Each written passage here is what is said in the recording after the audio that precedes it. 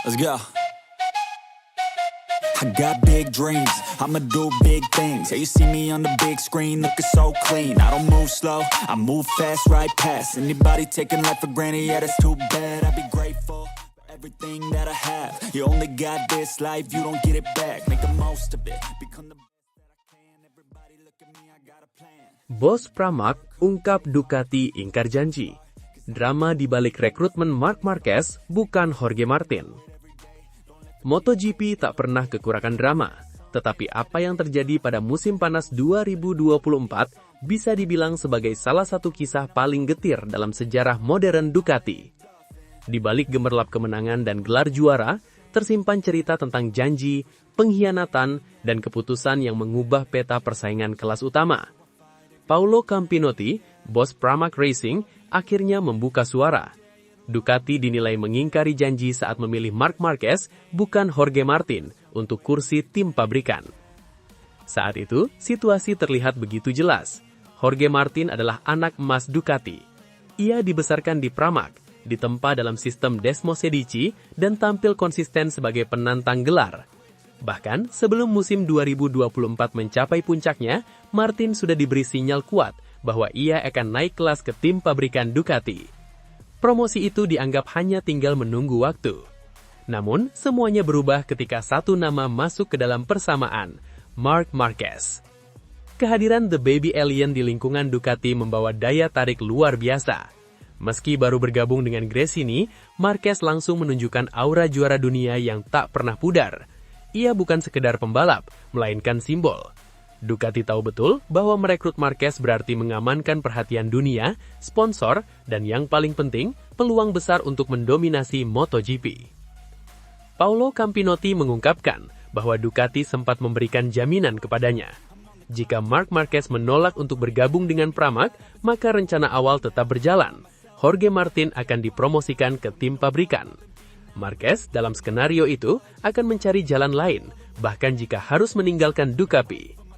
Itu mungkin terjadi, kata Campinotti dalam wawancara dengan Moto.it Italia, mengenang situasi yang kini terasa pahit.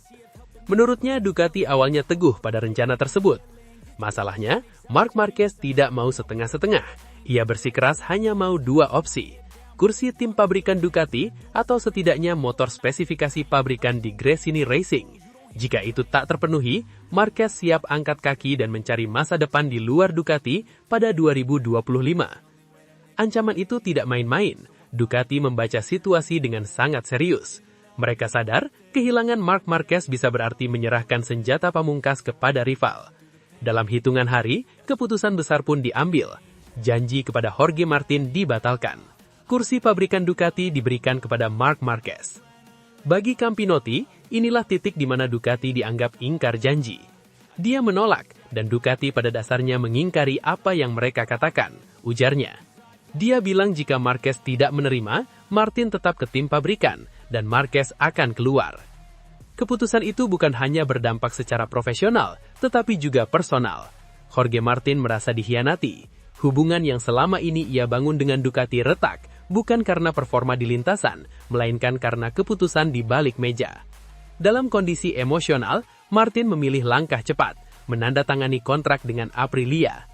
Campinotti menilai keputusan Martin memang tergesa-gesa, tetapi sangat manusiawi. Itu menciptakan retakan hubungan pribadi, bukan hanya profesional, tambahnya. Luka itu terlalu dalam untuk diabaikan.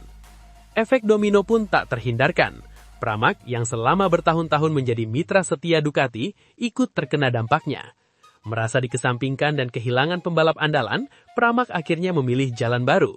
Mereka tidak memperpanjang kontrak dengan Ducati dan resmi beralih menjadi tim satelit Yamaha mulai musim 2025. Ironisnya, dari sudut pandang hasil, Ducati terbukti membuat keputusan yang benar. Marc Marquez menjelma menjadi senjata mematikan. Pada MotoGP 2025, ia tampil luar biasa. 11 kemenangan balapan utama, 14 kemenangan sprint race, dan dominasi hampir tanpa celah.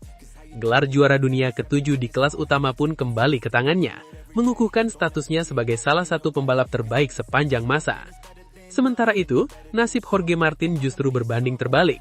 Bersama Aprilia, ia dilanda cedera dan hanya mampu tampil di 7 dari 22 seri. Hubungannya dengan pabrikan asal Noale itu pun sempat memanas akibat konflik kontrak yang ia picu sendiri. Musim yang seharusnya menjadi awal kejayaan baru justru menjadi periode penuh frustasi. Kisah ini menjadi pengingat pahit bahwa MotoGP bukan soal kecepatan dan keberanian di lintasan.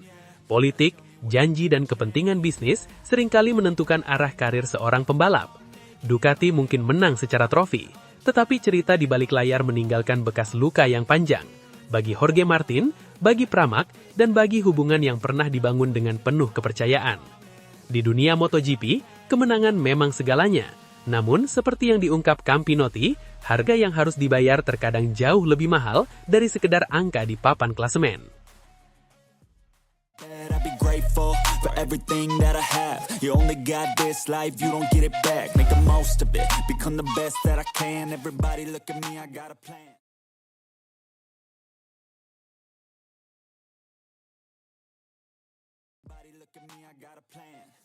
Marc Marquez alami kecelakaan di sirkuit Aspar saat latihan jelang MotoGP 2026. Persiapan menuju MotoGP 2026 belum sepenuhnya ramah bagi Marc Marquez. Di tengah ambisi besar menyongsong musim baru bersama Ducati Lenovo Team, sang juara dunia 9 kali harus kembali menghadapi momen yang selalu jadi bayang-bayang dalam kariernya, kecelakaan. Kamis 22 Januari 2026, sirkuit Aspar di Valencia menjadi saksi ketika Marquez terjatuh saat menjalani sesi latihan tertutup. Bukan balapan, bukan pula sesi resmi MotoGP, melainkan latihan pribadi yang justru krusial bagi proses kebangkitannya. Kabar baiknya, kecelakaan tersebut tak menimbulkan cedera serius. Namun bagi Marquez, setiap insiden tetap punya makna lebih dalam, terutama di fase rapuh pemulihan fisik. Usai kecelakaan besar di Mandalika pada Oktober 2025 lalu, ketika ia tertabrak Marco Bezzecchi dan mengalami cedera bahu kanan, Marquez memang menjalani rehabilitasi panjang. Selama berbulan-bulan, tubuhnya dipaksa berhenti, sementara pikirannya tetap berlomba. Baru pada akhir Desember 2025, dokter memberi lampu hijau. Marc boleh kembali menunggangi motor. Sejak saat itu, sirkuit Aspar berubah menjadi rumah kedua bagi pembalap asal Cervera tersebut. Bersama sang adik Alex Marquez, serta para talenta muda Spanyol seperti Fermín Aldeguer, David Alonso, dan Máximo Quilez, Marquez menghabiskan banyak waktu berlatih menggunakan Ducati Panigale V2 dan V4. Bukan sekedar latihan biasa, melainkan proses membangun ulang koneksi antara tubuh, motor, dan insting balap. Menariknya, hanya beberapa hari sebelum kecelakaan itu, Marquez sempat menghadiri peluncuran resmi Ducati Lenovo Team di Madonna di Campiglio, Italia. Di sana, suasana penuh optimisme menyelimuti tim merah. Namun Marquez memilih jalan berbeda dari rekan-rekannya. Ia menolak ajakan bermain ski bersama kru Ducati, sebuah keputusan sederhana yang mencerminkan kehati-hatiannya. Ia tahu satu kesalahan kecil bisa memperpanjang masa rehabilitasi. Bahu kanannya belum sepenuhnya pulih. Alih-alih bersantai di salju, Marquez langsung kembali ke Madrid lalu melanjutkan latihan intensif di Valencia. Pada Kamis itu, ia dijadwalkan menunggangi Panigale V2. Menurut laporan GP01, sebuah video memperlihatkan Marquez terjatuh di salah satu tikungan. Tak ada detail teknis yang mencolok, namun yang terpenting, sang pembalap segera bangkit. Dilihat dari video, Marc Marquez terjatuh kemarin saat latihan di sirkuit Aspar di Valencia, tapi tanpa konsekuensi serius. Pembalap Ducati itu baik-baik saja dan dapat melanjutkan persiapannya untuk memulai musim MotoGP seperti biasa. Tulis GP01. Kalimat singkat itu mungkin terdengar biasa bagi publik, namun bagi Marquez, insiden tersebut adalah pengingat bahwa tubuhnya belum sepenuhnya kembali ke versi terbaiknya. Ini bukan soal keberanian, karena keberanian Marquez tak pernah diragukan, melainkan soal batas fisik yang masih harus dipahami ulang. Dalam wawancara dengan Sky Sport Italia, Marquez berbicara jujur soal kondisi terkini. Ia tak menutupi bahwa fase rehabilitasi kerap membuat performanya naik turun bahkan secara drastis. 2 pekan lalu, performa saya menurun, yang biasa terjadi selama rehabilitasi. Saat memaksakan diri sedikit, tubuh saya memaksa untuk melambat. Saya kurang stamina. Pengakuan itu terasa kontras dengan citra Marc Marquez yang selama ini dikenal tak kenal takut, selalu menekan hingga batas ekstrim. Namun justru disitulah letak kedewasaan barunya. Ia sadar memaksakan diri bukan lagi pilihan bijak. Saya bisa berkendara dengan sangat baik, tapi keesokan harinya saya kesulitan, menggambarkan bagaimana tubuhnya belum mampu memulihkan diri secepat dulu. Kini, 4 bulan sejak cedera, Marquez mengaku mulai merasakan progres nyata. Ia sudah kembali naik motor selama 3 pekan terakhir dan setiap sesi memberi sinyal positif, meski belum sempurna. Saya mulai berkendara 3 pekan lalu dan saya perlahan-lahan membaik, namun masih ada pekerjaan yang harus dilakukan untuk siap menghadapi balapan pertama di Thailand. Pungkasnya. Tes pramusim MotoGP di Sepang, Malaysia pada 3-5 Februari 2026 nanti menjadi target terdekat sekaligus ujian sesungguhnya. Di sanalah Marquez akan kembali bersanding dengan para rivalnya, mengendarai prototipe MotoGP dan mengukur sejauh mana tubuhnya siap untuk perang panjang musim 2026.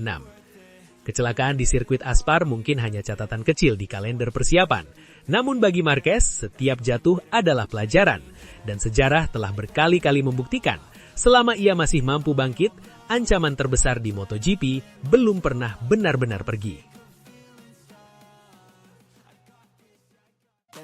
Grateful for everything that I have. You only got this life, you don't get it back. Make the most of it, become the best that I can. Everybody look at me, I got a plan.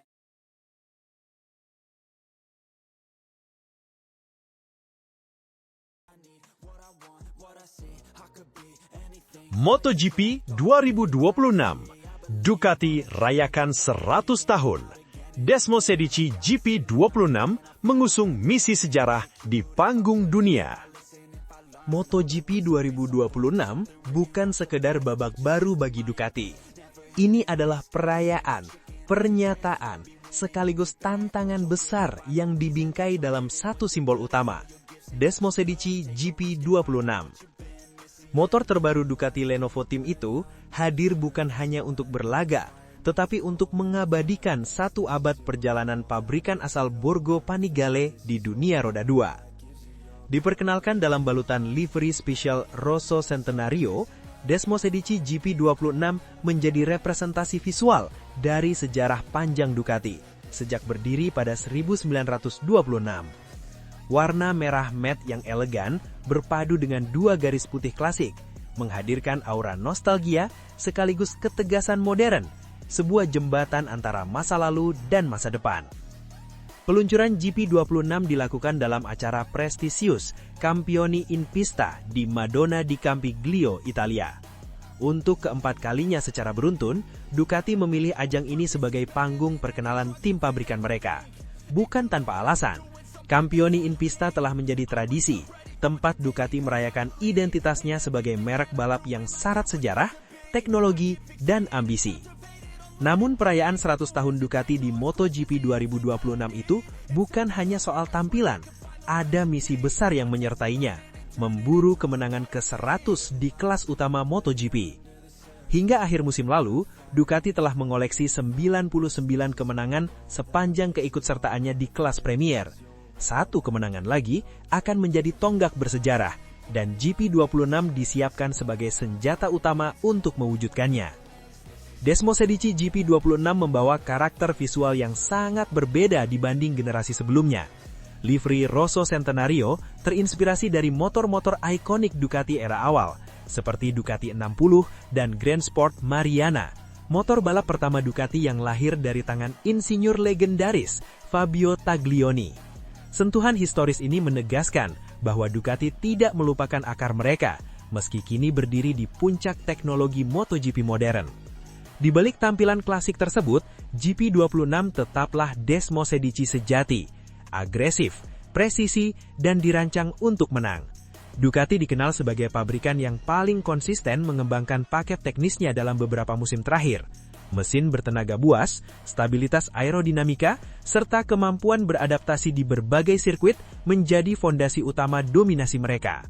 Salah satu sosok yang paling disorot dalam proyek besar ini tentu saja Marc Marquez. Kehadiran juara dunia 8 kali itu memberi dimensi baru bagi Ducati Lenovo Team. Meski dikenal sebagai pembalap yang syarat rekor, Marquez menegaskan bahwa dirinya tidak terjebak pada angka semata. Saya tidak terlalu memikirkan angka dan rekor, namun musim 2026 memberikan motivasi ekstra. Kami memiliki paket Desmosedici GP yang sangat kompetitif dan andal. Pernyataan tersebut mencerminkan fokus Ducati saat ini, menjaga konsistensi, memperhalus detail, dan memaksimalkan potensi yang sudah terbukti kuat. MotoGP 2026 memang dipandang sebagai musim transisi menjelang perubahan regulasi mesin 850cc pada 2027. Namun Ducati menolak menjadikannya sekedar tahun persiapan. Justru di musim inilah mereka ingin menancapkan sejarah. Di dalam garasi Ducati Lenovo, suasana perayaan berjalan beriringan dengan keseriusan. 100 tahun usia pabrikan bukan beban, melainkan bahan bakar emosional. Setiap insinyur, mekanik, dan pembalap memahami bahwa mereka membawa warisan besar, warisan yang harus dihormati dengan hasil di lintasan. Setelah peluncuran GP26, fokus Ducati langsung beralih ke tahap krusial berikutnya, tes pramusim. Uji coba resmi MotoGP 2026 dijadwalkan berlangsung di sirkuit Sepang, Malaysia pada 3-5 Februari. Sepang selalu menjadi arena penting bagi Ducati untuk memvalidasi performa motor, mengevaluasi paket aerodinamika, serta menyempurnakan setelan sebelum kompetisi dimulai. Dari sanalah, gambaran kekuatan Ducati di musim 2026 mulai terlihat.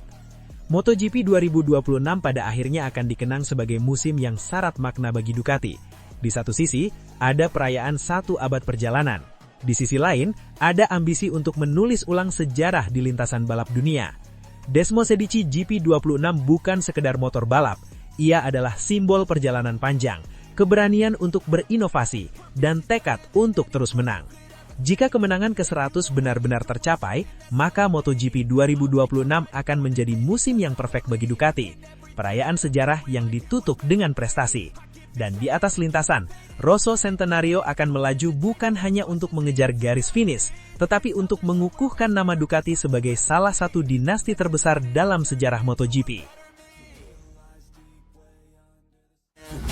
Deep way under the surface, and like a fire needs coal in the furnace. This is your goal that makes it all worth it. This is your